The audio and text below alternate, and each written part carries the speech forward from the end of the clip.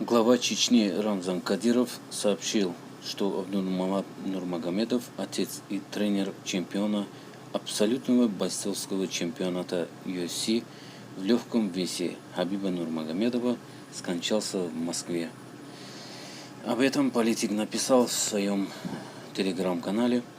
Грустные новости дошли до меня, друзья, о том, что этот мир покинул Абдулманап Нурмагомедов, написал Кадиров. В последнее время Нурмагомедов-старший находился в тяжелом состоянии и в одной из больниц Москвы. До этого у него диагностировали коронавирус. Ранее Хабиб Нурмагомедов опубликовал фото с отцом.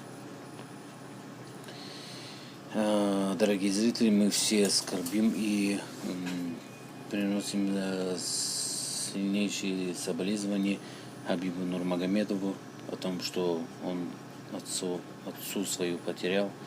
И жизнь продолжается. На этом не надо останавливаться. Мы все знаем, Абдулманап был великим человеком в UFC.